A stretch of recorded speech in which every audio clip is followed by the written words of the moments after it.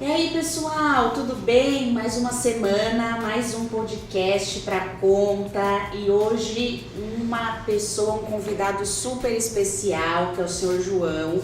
Vocês vão conhecer mais um pouquinho sobre o que ele faz, sobre a história dele. Mas antes de começar o nosso bate-papo, solta a vinheta, DJ!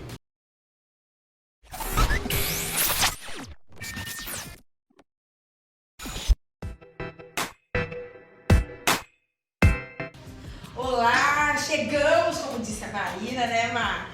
Mais uma vez estamos aqui com mais um podcast. Eu tô feliz porque hoje a gente vai entrevistar um homem, né? Porque é difícil vir um homem nesse podcast. O Constante, né? Não, sim. Não, sim, você que me diz, né? Não, eu não disse que não vem, porque tá difícil vir homens no nosso podcast, né? Pelo amor de Deus. Eu tô falando, as mulheres estão fazendo muita coisa, gente. A gente precisa dar uma agilizada aí, né? Seu João, seja muito bem-vindo. Não, seu João, não, João, né? João, né? João fica mais legal. Seu João trabalha comigo há quantos anos eu não conheço? É verdade, já faz alguns anos. E desde o início eu já falei, né? Pode ser João. Nossa, não rola, cara, não Mas pode. é que nem, ó, eu com o pessoal do Rotary, quando eu conheci, eu tava no Rotaract, então era novinho, então você chamava todo mundo de tio. O carioca tem isso, né? Todo mundo é tio do carioca, né? Aí a gente agora tem 40 anos, né? A distância já não fica. diminui, né? Só que eu consigo chamar alguém por não ser tio. É tia Márcia, é tio Bobão, é todo mundo tio, gente. Aí a pessoa fica assim, mas gente, mas ele é seu tio mesmo? É como se fosse, né? É respeito. Eu falo, a gente não consegue mudar isso, né? Mas vamos lá, começar a contar a história. Vou chamar de João, né? João. É, João. Conta pra gente um pouquinho da sua história, porque a gente estava conversando aqui um pouquinho antes de começar, que o senhor é formado em Direito. Conta aí como é que foi essa mudança do Direito, porque a gente é dono de faculdades também. Uma coisa muito importante, né? Tem que ensinar, né, gente? Porque esse povo de hoje Quase tá nada é difícil. importante, né? É, mas o povo, né? Eu ia falar, deve ter várias histórias engraçadas, né? De vestibular. Meu Deus do céu, mas a gente chega lá. Bom, é uma longa história, né? Na verdade, como você falou, eu venho do direito, né? Já foi tardio, na verdade a história já começou um pouquinho antes. Eu passei pela eletrônica, né? A primeira ideia de formação era a engenharia eletrônica, e aí eu trabalhei alguns anos. Você chegou a fazer engenharia eletrônica? Não cheguei a fazer engenharia, eu sou técnico em eletrônica. E aí, até por formação, meu pai era técnico em eletrônica, eu trabalhei alguns anos. Exatamente, vamos fazer aquela coisa, precisava trabalhar, né? Não tinha jeito. E chegou uma idade, e aí foi uma coisa que, assim, na verdade eu comecei trabalhando com o balcão, atendimento, recebia aparelho, conversava com o cliente, passava o orçamento, e aí num determinado momento começou a chamar atenção, tudo, acabei migrando para a eletrônica como técnico, e aí trabalhei de fato alguns anos com isso, né?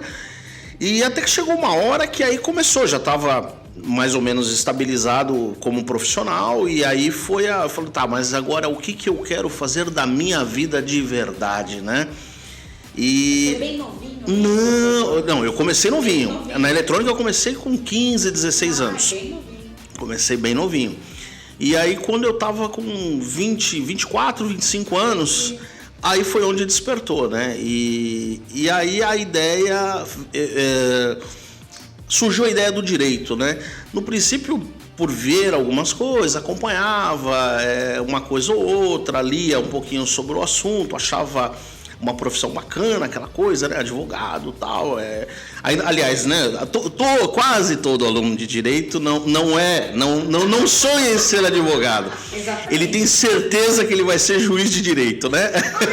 Não, sério? Não, é verdade. Eu tenho uma funcionária que tá fazendo direito, aí ela sai que ela fala, eu vou ser delegada, eu fico, pra tu chegar lá tem que chão. Exato, mas assim... Eu fui fazer pra ser advogada. Ah, sim. Não, mas você é um caso atípico, é um caso exatamente. Tipo, na minha classe você vê assim, tipo, A grande maioria é concurso. É concurso. E aí foi bacana, que eu enveredei por essa área, né? Estudei alguns anos para concurso, prestei bastante, inclusive eu dei magistratura para tentar ser juiz.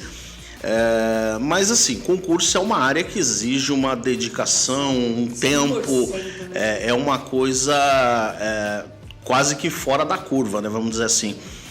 E aí, já a idade foi chegando, né? Foram uns anos de faculdade, mais uns anos estudando, já estava ali com 30 e alguma coisa. E aí chegou um momento que deu aquele estalo. Eu falei, não, eu vou advogar, eu vou procurar. E aí comecei a trabalhar, trabalhei num escritório que eu estive ligado a ele por vários anos e foi o escritório que me deu a base, um escritório fantástico.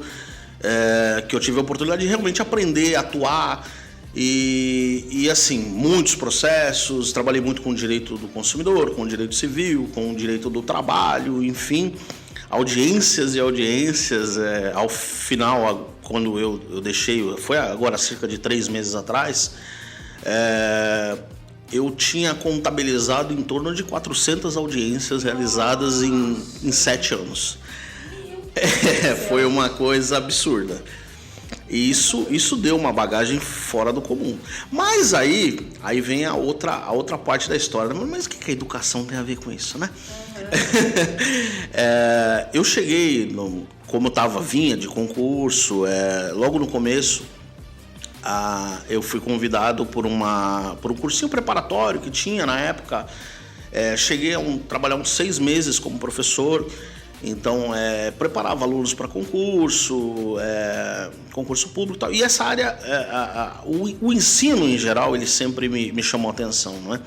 Eu sempre fui uma pessoa muito paciente, então, quando a gente tinha ali estagiário, o pessoal, até colegas mais novos, né? Eu sempre fui muito paciente e até uma retribuição, porque também encontrei... Mas para você dar aula, para você ensinar, você tem que ser paciente. Sim, não, assim, mas assim, eu tive muito bons professores também, até colegas que foram fantásticos também, que tiveram muita paciência em me ensinar também. Vocês vão falar que meus professores também foram bons, mas eu não tenho paciência não. Paciência é uma coisa que me falta, assim. Não que me falta, me falta. Mas eu acho que assim, tem a paciência, mas eu acho também que não é só a questão além da paciência, você tem que ter o dom de ensinar, porque passar conhecimento é difícil, né? É verdade. Às vezes você tem um nível de conhecimento muito bom, mas passar isso, às vezes o conhecimento é pra gente, né? Passar realmente exige uma certa paciência. Eu já pensei, depois que eu me formar, dar umas aulinhas, eu gosto. É fantástico, porque assim, quando você vê a carinha da pessoa, então isso é por aí, isso é muita satisfação. Você vê o aluno chegar em você todo contente, por exemplo, às vezes um colega recém-formado, nossa, doutora, fiz a primeira audiência, eu consegui fazer o meu primeiro acordo e tal. Isso é fantástico, isso é muito gratificante. Aula de informática, um tempão, nossa. Você sabe o que é isso? O sorriso. 18, foi minha professora na aula de Mas agora você está dando mentoria, né? Você está passando conhecimento. Com toda certeza. É isso. O conhecimento você tá ali mostrando para a pessoa, abrindo caminhos. E assim, na verdade, o que eu sempre senti disso é que eu não apenas passava conhecimento, eu aprendi demais. Toda vez. Mentorias, que eu estou dando mentorias para outros contadores que estão iniciando, sim, que não, assim, que estagnaram no escritório, um projeto bem bacana. Eu aprendo tanto com eles. Mas é uma troca. Porque às vezes eu falo, nossa, olha a troca que a gente dá. A mentoria de 1 hora eu fico. Só que sou eu, né? Eu fico 2. Mas é fantástico.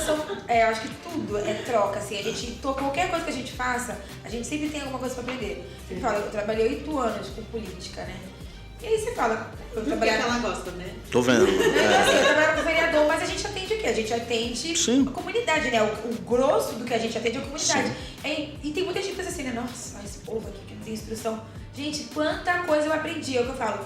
O que eu aprendi nesses 8 anos, não há faculdade no mundo que quer me ensinar. Não tem. Eu sempre falo, eu não quero voltar pra política. Mas não pode falar dessa água, não tem. Não sei o que o futuro me reserva, mas eu falo, mas foi uma grande escola. A experiência que as pessoas trazem de vida, né? Sim. Cada um tem uma história, né? Cada um tem uma necessidade, cada um tem uma dor, cada um tem uma alegria que vai compartilhar conosco. No direito ainda, seu João. Nossa. Eu falo, ninguém procura procura um advogado porque tá feliz, né, gente? Já percebeu? Pois, a maioria das vezes não. não. Pra falar assim, eu tô feliz. Vim te procurar porque eu quero doar um negócio. Não. Por isso que a gente tem que fazer terapia. Nem fale. É só chamar, entendeu? Aí a pessoa fala assim, eu tô com um problema, preciso de um advogado. Sabe que assim, a gente em alguns momentos, que nem por exemplo, eu tenho algumas coisas, algumas histórias que eu vi, né, por exemplo, de brigas, às vezes de pai e mãe por criança, um usando o outro, ou às vezes briga por patrimônio e tal. E isso, corriqueiramente, é a ação trabalhista, que muitas vezes ali está o ex-empregado, o patrão e tal. Agora, sim, o que marca de fato é quando você atua num processo que você realmente marca a vida das pessoas, né? Eu me recordo de uma vez um cliente que eu fui fazer uma audiência, nós fomos fazer, na verdade, em São Paulo. Era uma ação trabalhista, mas era uma audiência de conciliação. E aí eu lembro que ele tinha um crédito até mais ou menos alto, tal, na época, a gente tinha um cálculo em torno de 80, 100 mil reais de cálculo. Só que era uma conciliação, então a gente sempre prepara. Falou, olha, vão oferecer bem menos, tal. E aí ele foi daqui em São Paulo comigo ali. E aí, doutor, mas será que eles vão oferecer uns 10? Não sei, não tenho como saber. Mas uns 15.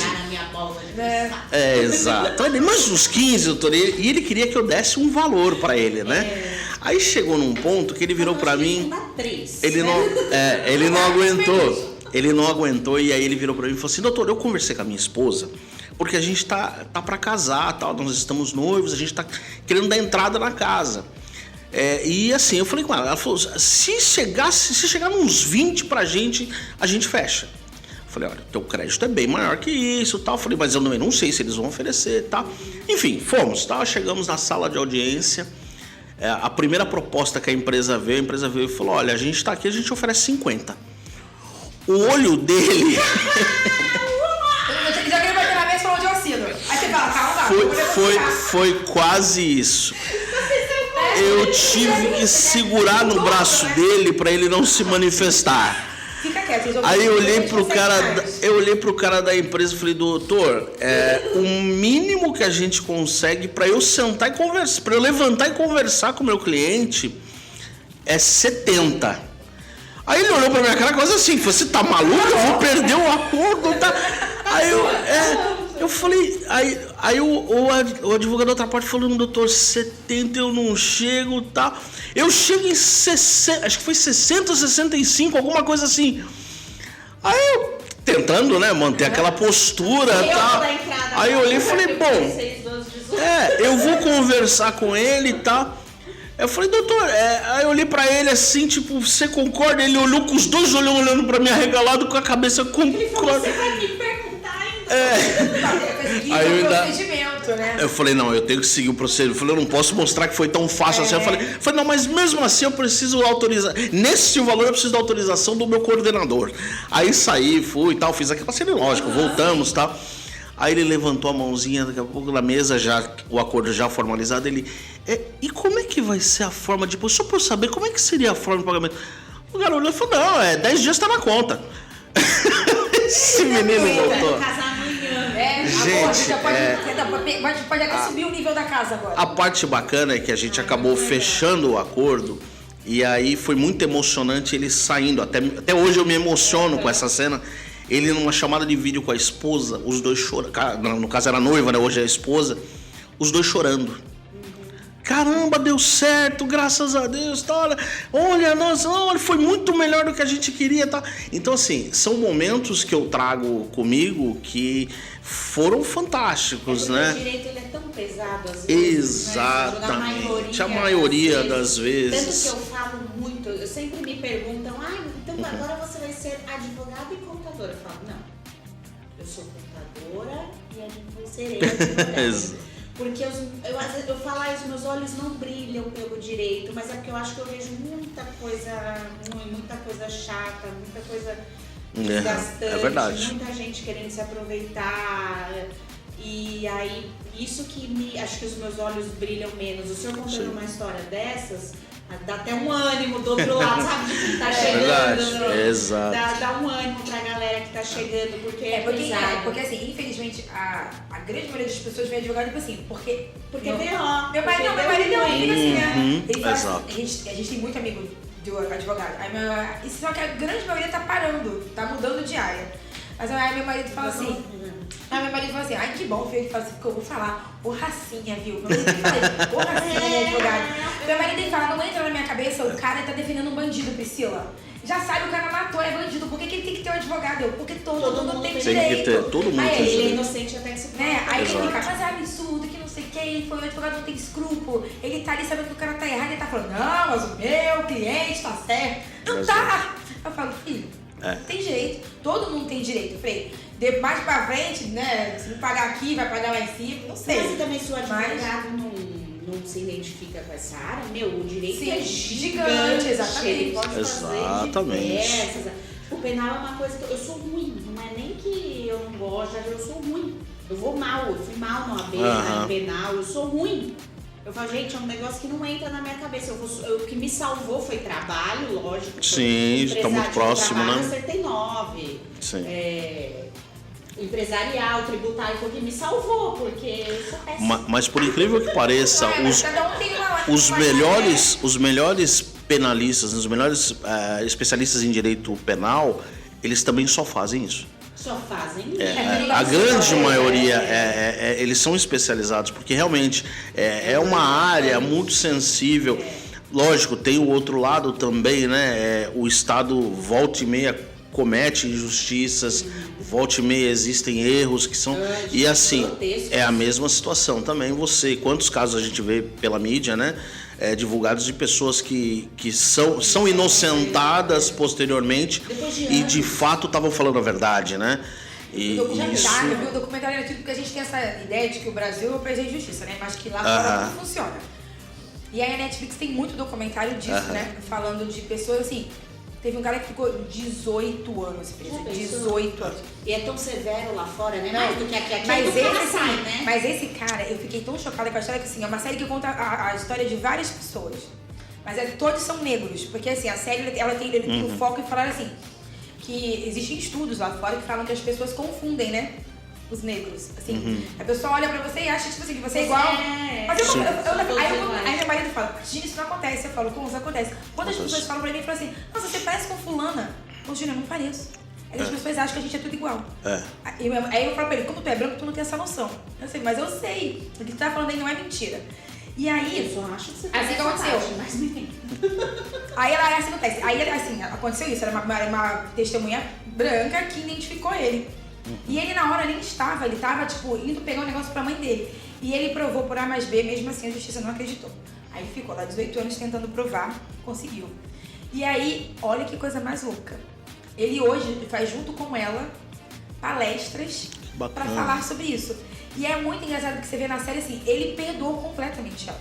E eu ainda falei, gente, esse cara é surreal. É uma evolução muito grande. Quando eles vão ser entrevistados, ela começa a chorar que ela não para. Tanto que assim, para a entrevista, porque ela fala que assim, eu tirei 18 anos da sua vida. Eu não entendo como você me perdoa. Aí ele, por quê? Sim. Eu tô aqui agora. Aí ele falou, você reconheceu, eu tô aqui. Então eu falo, gente, eu supra-sumo, né, uma pessoa dessa. Mas pra você ver, como todo lugar é falho. A gente tenta fazer o nosso melhor, né? Mas isso não quer dizer que vai... E isso são em todos os setores, sim, né? Às vezes a gente condena ali, a gente muitas vezes condena, eu não falo nem a gente julga porque quem julga é a justiça. Muitas vezes o povo condena mesmo, de fato, né? E a condenação da população, a condenação do povo em geral, às vezes ela faz um estrago muito maior do que a condenação judicial. Porque a judicial você ainda tem uma revisão, ela tá ali, pouca gente toma conhecimento. Às vezes você comete, acham que você cometeu um erro, te crucificam e você nunca mais consegue voltar pro mercado. Exatamente. Infelizmente isso é uma realidade, né? Mas é isso, gente. Aí eu passei bastante. Você viu como a gente. Foi. Você viu como é que né? E o seu também chegou como ele foi. É verdade. Aí foi, exatamente. Mas aí neste meio, né, já estava atuando no direito E eu tinha muita vontade, né? Como eu falei, tive a oportunidade de lecionar um pouquinho o cursinho e tal. E nesse ínterim, a minha esposa, que também não é da área, é assistente social, não tem nada a ver com uma coisa com a outra, mas também gosta da área da educação, foi contratada por uma faculdade de ensino à distância, isso em meados de 2014, por ali, final de 2014. Ainda havia muita nebulosidade sobre o ensino à distância. Nós conhecemos logo depois. Foi, acho que 2015, acho que E desde então tô aqui até hoje. Não saio mais. Enfim, aí ela foi contratada para, no primeiro momento ela ia ser tutora de ensino à distância. O que é? O ensino à distância, a gente vai falar um pouquinho, mas basicamente os professores eles estão ligados na sede e o aluno tem acesso. Mas o aluno ele precisa, às vezes, de um apoio de base, um apoio local para tirar uma dúvida. Às vezes a dúvida às vezes não é de uma matéria técnica, mas é uma dúvida sobre o sistema, sobre um envio de prova, de trabalho. Minha funcionária, minha prima, faz faculdade com eles. Verdade. Quando se formou, eu falei, vai fazer lá com o seu João. É verdade, já está conosco, contábeis. E aí ela entrou, ela foi coordenadora dessa universidade na ocasião, né? E passou um pouquinho, abriu uma vaga para tutoria, para fazer justamente essa função que eu falei agora, tal. E aí na época me chamou a atenção, eu falei, só que eu só tenho tempo aos sábados, né? Não tenho tempo nenhum outro, porque vida de advogado era aquela coisa, né? Era uma loucura. E aí eu tive a oportunidade de começar trabalhando, eu fazia um plantão nos sábados de manhã. Aí eu começava ali por volta de 8, das 8 ao meio-dia, eram 4 horas por semana e tal. E achei bacana, falei, porque assim, eu tinha um salário muito pequeno, a aula era bem baixa. Posso até falar, na época, acho que eu ganhava 350, 400 reais por mês. Mas eu tinha um registro em carteira como tutor, como professor tutor. Isso para mim foi fantástico, né? E aí o que acontece? Aí eu fiquei durante mais ou menos um tempo, já estava atuando, tanto eu como ela, na mesma empresa e tal. Aí saiu uma outra tutora. Aí eu tive a oportunidade de pegar um segundo horário. Aí eu conversei com o meu chefe na época da advocacia.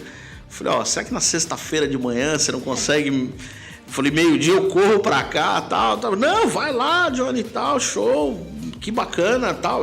Ainda a área de educação, tal, né? Aí eu comecei a fazer esses 2 plantões. E aí o que acontece?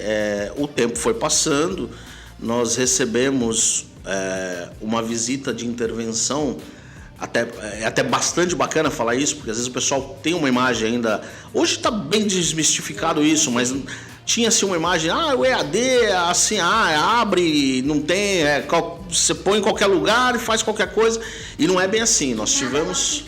Material gigante. Exatamente. Exatamente, a pessoa fala assim, era como não fosse faculdade. A história de pagou, passou. Exatamente. Você abre as gavetas dela e fala, mas o que é esse tanto de livro? Que são caixas e caixas. Nós tivemos uma intervenção no polo que eu trabalhava. Foram 4 dias, nós recebemos a visita de 2 avaliadoras do MEC. Eu lembro que era uma senhora do Rio de Janeiro, acho que é da UFRJ, e uma senhora da PUC Minas, se eu não me engano, mas era uma de Minas e uma do Rio. E elas ficaram uma semana no hotel, elas ficavam o dia inteiro, elas ocuparam uma sala dentro da escola, pegaram uma sala de base. Então, assim, dali foi avaliação desde da questão de acessibilidade, que às vezes a gente não dá tanto valor, não dá valor, às vezes, quem não tem, ou não precisa da acessibilidade, ou não tem um familiar que precisa, né? Porque quem tem dá a devida importância. Mas, assim, a questão do conteúdo, teve entrevista com alunos, enfim, toda a dinâmica de trabalho, ela foi avaliada, né? E essa avaliação acabou nos possibilitando ter um contato muito efetivo com a sede da universidade. E aí logo depois veio um convite para nós. O gestor que cuidava na época, que era o responsável pelo polo, ele não estava muito satisfeito, enfim, ele era de longe, muito raramente vinha à Baixada. E aí eles nos ofereceram a possibilidade de assumir essa gestão. E aí foi a história do primeiro polo. E nessa época nós tínhamos... O polo ele era muito pequeno, era um polo na Praia Grande começando. Tinha em torno de, acho que uns 20 alunos, talvez não mais do que isso, né? E aí a gente começou, eu e minha esposa sentando, falei, bom, eu sou funcionário, você é funcionária. Falei, a gente sabe como isso funciona, é uma área bacana. Falei, é uma área que a gente sonha, almeja trabalhar. Falei, por que não tentar, né? E assim começou. E aí a gente foi prospectando, começando a trabalhar. Trabalhamos durante um tempo, trazendo alunos dessa marca.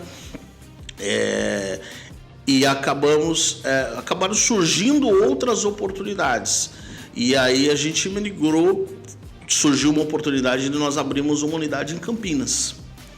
E hoje a gente administra polo aqui em Praia Grande e administra em Campinas. Chegamos a atuar com uma certa força, hoje já nem tanto, em Barueri e Itu também. Então, enfim, eu tinha que me desdobrar de um lado ao outro, né? São lugares longos. Exatamente. A gente fazia o trabalho, as provas eram presenciais, então elas aconteciam a cada 2 ou 3 meses, eram 2 a 3 provas por semestre. E aí nessas épocas de prova eu começava meu dia algumas vezes saindo daqui por volta de 5 horas da manhã para estar às 8 da manhã iniciando Barueri. Aí eu subia, passava o dia em Itu. Aí de Itu eu saía 5h30, 6 horas da tarde e ia até Campinas, porque nós tínhamos que recolher o malote de prova e trazer, e essas provas eram postadas, lacradas, tinha todo um sistema de segurança para elas serem corrigidas na sede, que na época não era nem no estado de São Paulo, era no sul. E aí eu voltava de Campinas fazendo o caminho inverso, e então eu saía de casa às 5 da manhã e chegava às 11, meia-noite aqui. Cheio de prova. Malote cheio de prova. Tem que mandar tudo Exato. Então, pois é, isso todo nós vamos chegar. A vida mudou no EAD. O EAD ele evoluiu em 2 anos, ele evoluiu 10 anos em 2 durante a pandemia. A pandemia foi bom. Nós vamos, eu vou chegar nessa parte. Eu falo bastante, né? Então tem que controlar. Daqui a pouco você vai ver aqui um dia que assim, ó. Aí Chega! Cara chato, para de falar. Mas assim, aí essa foi o nosso início na educação à distância. E aí isso me deu a oportunidade de conhecer.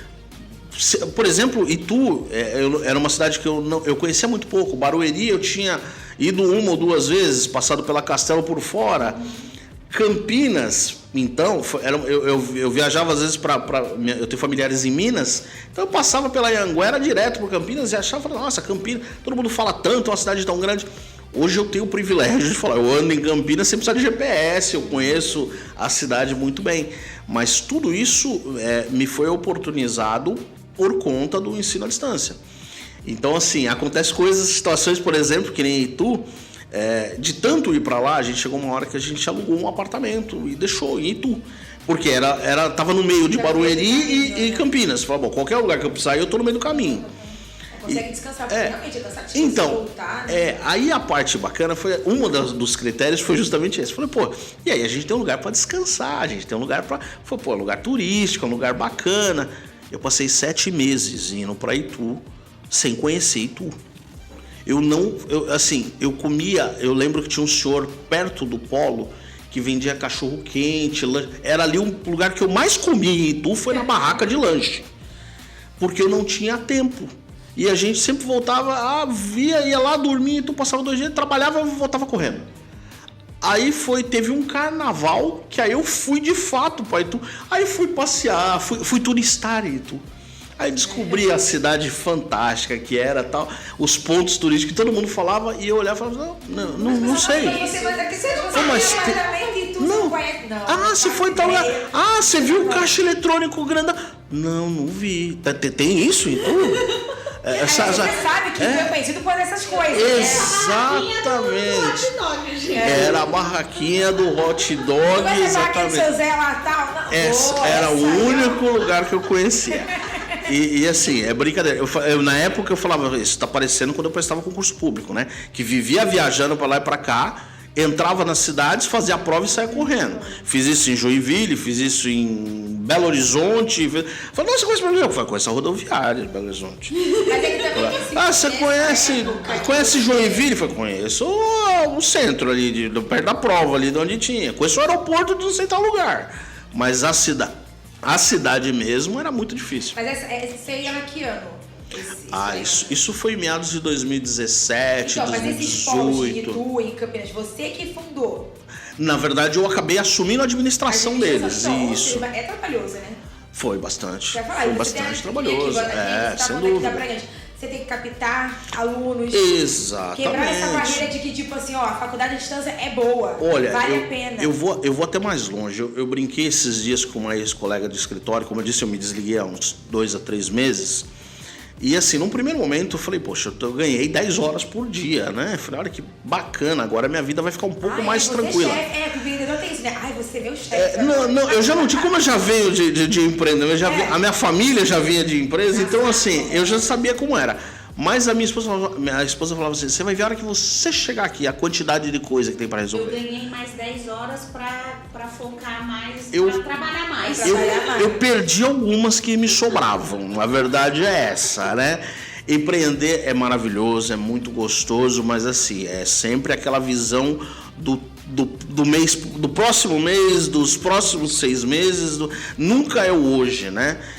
E as questões urgentes que vão aparecendo e as demandas, enfim. Aí a gente chegou à pandemia, né? Que eu estava falando, enfim. Aí tínhamos essa questão de prova. Eu lembro que eu apliquei uma prova em Campinas para mais de 100 pessoas. E quando foi na semana seguinte, foi a semana que fechou tudo. Então, uma semana antes, eu estava aplicando prova por um grupo de 100 pessoas. Então, aí, de repente, veio a novidade da pandemia e a gente olhou e falou, gente, e agora? E aí eu ainda lembro que, como acredito que a maioria dos empreendedores, né, é absurdo, eu não tenho condição nenhuma de passar 3 meses esperando essa pandemia acabar. Aqui foi super tranquilo, meu telefone quase não tocou. Parecia que imagino. era eu que liberava os empréstimos. Gente, eu não sou bancária, né? Eu sou contadora. Sabe o que aconteceu comigo? Daí eu surtei também, porque eu falei, gente, vocês não estão entendendo, eu também sou empresária. Sim. Eu também não tenho dinheiro. E eu preciso que vocês paguem. Eu também preciso desse empréstimo aí. Do empréstimo do governo. Teve um cliente que me ajudou.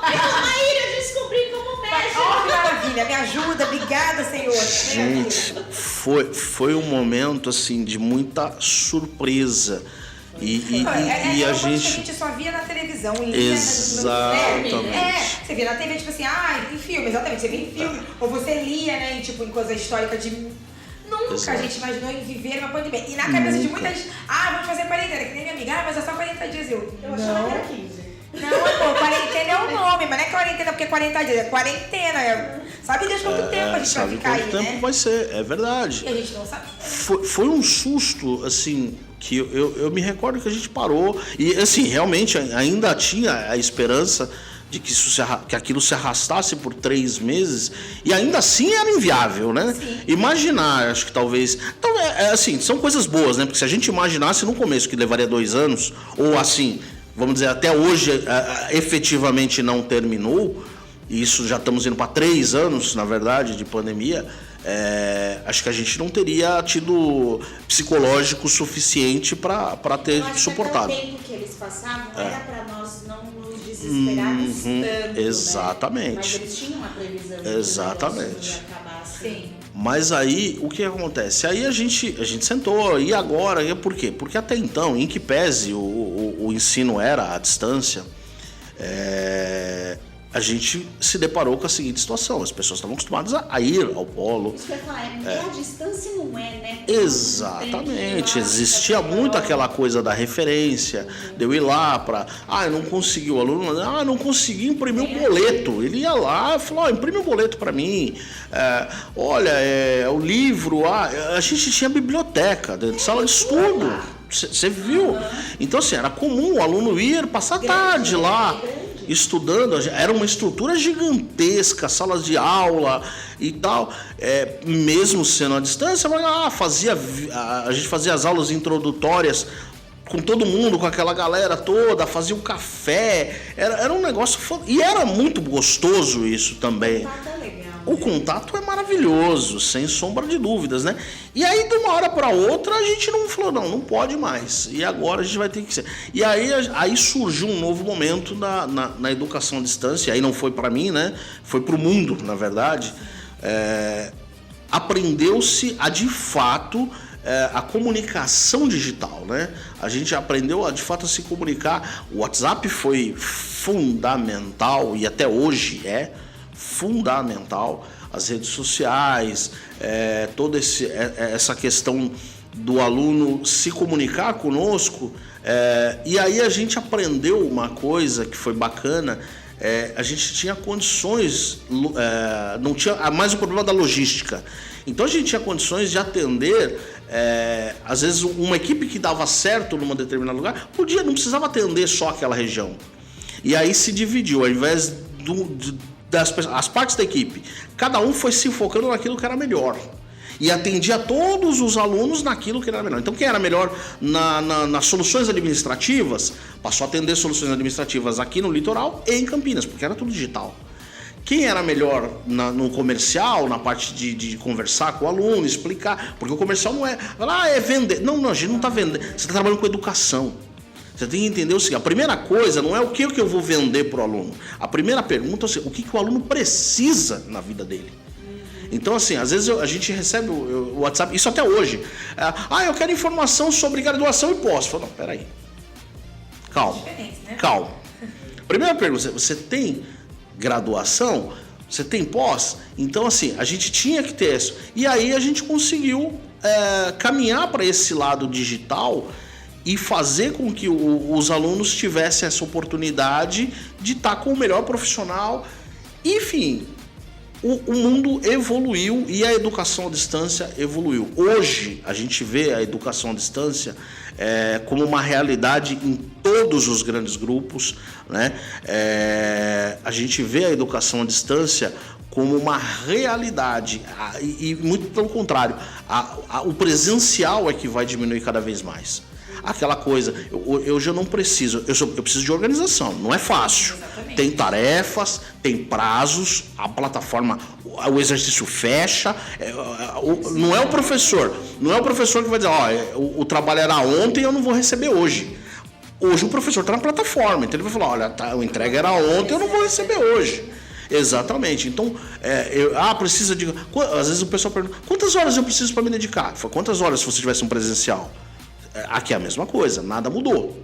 Só que você hoje não precisa se preocupar com trânsito, não precisa se preocupar com segurança pública na hora que você sai da faculdade, não precisa se preocupar em se alimentar na rua, você consegue de dentro da sua casa fazer isso. Eu fiz 2 anos direito, a gente sabe que não tem a distância, mesmo. Sim, o povo não tem. No Instagram fala, você faz direito a distância, quantas vezes vocês me veem de mochila. Verdade. O primeiro e o segundo ano presencial. Quando eu entrei no terceiro, veio a pandemia. Veio a pandemia e então, tudo ficou à distância. Eu falo que eu me formei graças à pandemia, obrigada à pandemia. Porque o terceiro e quarto, que é a hora de desistir, que você não tá aguentando, eu fiz online. Não era a distância, porque os professores estavam online. Sim. Daí eles usam outro termo. Na verdade é um presencial. Presencial online. É online, mas a transmissão ao vivo. É ao vivo, era transmissão ao vivo, isso. Aí nós fizemos. Só que eu tava sentada na minha casa, eu jantava com a minha família, porque tem um intervalo. Sim.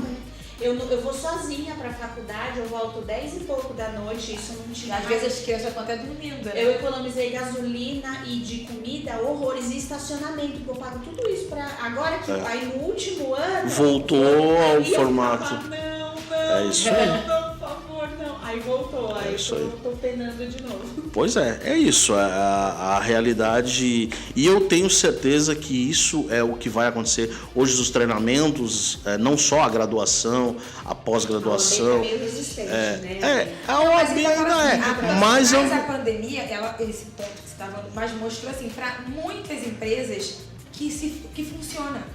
Que funciona, porque assim, não é porque assim, às vezes o seu funcionário tá ali e ele fica mais tempo no cafezinho do que realmente, efetivamente trabalhando, entendeu? Exatamente. Eu vou te falar assim, na época da pandemia, meu marido ele trabalhava na Volks, e a Volks, assim, meu marido subia e descia todo dia. E ele sempre fedia pra Volks, né? Não dá pra fazer home office pelo menos 2 vezes por semana. E a Volks era muito arredia. Aí estavam em estudo na época. Quando veio a pandemia, não teve jeito. Acabou o estudo, bora pôr na prática. Então hoje, até hoje a Volks não voltou integral. Pois é. Não voltou, tipo assim, os funcionários vão 2 vezes por semana. Tá ainda no processo intermediário. Que eles economizaram. Nossa, fantástico. Fantástico. Fantástico. Falou assim, eu não lembro agora exato, mas diz que o número que eles economizaram com papel higiênico era absurdo. Sim, energia elétrica. Então, aí você põe. E o trabalho saiu, porque foram 2 anos, né? E o trabalho saiu. E há muitos casos, muitas comprovações de que saiu melhor. Exatamente. Saiu melhor. Você vai em casa. Gente, desculpa. Você vai estar em São Paulo. Tipo, o meu marido. O estresse ele saía daqui. O meu marido ele gastava 45 minutos da Praia Grande até São Bernardo. Meu cunhado mora no Tatuapé. Ele gastava 1h30 para chegar no trabalho. Tu acha que a pessoa já não chega para É isso, com certeza. Trabalho? Com toda certeza. E a volta, dependendo do horário, às vezes eu ficava assim, não, dava tipo, se ele tinha que sair 5 horas, se ele saísse 5h15, ele já pegava um trânsito no lugar, demorava quase 1 hora a mais pra chegar em casa. Meu Deus. Você passa mais tempo no trânsito às vezes. Então tu pensa, a pessoa, então a pandemia assim, a gente tem essa coisa tipo, a gente tem esse estigma, eu acho, de a pessoa que tá em casa não trabalha. Muito pelo contrário, gente. Você vê o Google, há quantos anos eles fazem isso? Tem lá, você não tem hora pra bater nada. Você tem uma tarefa e você tem um prazo para cumprir. Tal dia você tem que entregar. Não entregou, tchau. Né? E é isso. É responsabilidade. Senhor João, infelizmente o nosso tempo está acabando. Eu quero renovar. O senhor chegou aqui, meu Deus, o que eu vou falar? Como é que tá? Verdade. É verdade. O papo rola, flui. Olha, mas eu vou falar que o papo rola foi porque as minhas colegas de podcast aqui são fantásticas, extremamente agradáveis. Deixaram de falar mais que o entrevistado, né? Quem é o seu João? Eu falei, cara, o seu João é um amor, relaxa. Não, mas só pra saber o que eu vou perguntar. Faz um resumo pra mim, quem é ele? Ela, tá bom, primo. Porque eu falo assim, às vezes a gente vai entrevistar ela assim, Priscila, precisa de pauta. Eu, que pauta? É nóis. Começa aqui a falar. Bate-papo totalmente sem roteiro. Fantástico. A gente fica preso naquele papel. É verdade, né? Não é verdade. Legal é isso aqui, eu sou contar da sua experiência. Fala da verdade. Claro, eu vou falar sim, eu vou deixar a faculdade que eu mencionei, né, durante o decorrer do podcast aqui, eu não mencionei o nome, tá, mas é a Unifael. A Unifael é graduação e pós-graduação. Hoje nós estamos vinculados ao grupo Ser Educacional, que é um dos maiores grupos educacionais do Brasil. Quantos cursos vocês têm? São muitos, são mais de 50 cursos entre pós-graduação. Olha, as redes sociais, nossa rede social, Unifael Ensina Brasil, tá? Tem a Unifael da universidade, da sede, mas o Ensina Brasil você vai encontrar as informações e o nosso contato aqui. No nosso podcast eu marquei. Bacana. Então é isso. A gente tem o nosso WhatsApp, que é 11 91580-9447. Fala pro pessoal como é acessível, seu Jogo, que às vezes o pessoal não vai estudar. Muito fácil. Olha, eu vou falar uma coisa para vocês. São inúmeros cursos. Nós estamos com uma promoção até para facilitar, porque hoje em dia o primeiro passo a gente ajuda o aluno a dar, né? A primeira mensalidade, nós estamos fazendo ela por R$ 69,00. Isso até o final do mês agora, até a semana que vem. Fala sério. Tá? Fala sério. Não é esse o valor dos cursos, lógico, na página vocês têm acesso a tudo, as grades, Só tudo. pra quem falar que viu aqui. Curso. Os cursos são reconhecidos, mas assim, o grande propósito aí é justamente o seguinte, é você pensar na sua formação com uma universidade de qualidade, com um suporte E pra quem já se formou também. para tem quem já se formou, né? as pós-graduações, exatamente, você enriquecer seu currículo, trazer o conhecimento, ele sempre vai ser bem-vindo e às vezes a gente não imagina. Não, ninguém tira. Tira o seu conhecimento. O que eu falou isso pra Ana Júlia, estuda que é só isso, é a única coisa que ninguém tira de você. já deu para perceber pelo meu jeitinho, pelo pouco que eu contei aqui, que a gente leva a educação muito a sério lá, tá? Então, assim, vocês vão encontrar gente preparada para atender vocês, tanto aqui como em Campinas, vão encontrar suporte e a própria universidade, vocês vão encontrar excelentes professores, pode ter certeza. Gente, eu queria agradecer essa oportunidade de vir aqui, contar um pouquinho da história da Ensina Brasil, contar um pouquinho da minha história pessoal, do direito que eu tanto amo. Um abraço a todos os profissionais de direito, um abraço a todos os profissionais de educação, que são pessoas fundamentais. Sem eles, nenhum de nós estaríamos aqui, nem o advogado, com toda certeza. E um abraço para todos os ouvintes desse podcast. O meu muito obrigado por esse... Meu muito obrigado.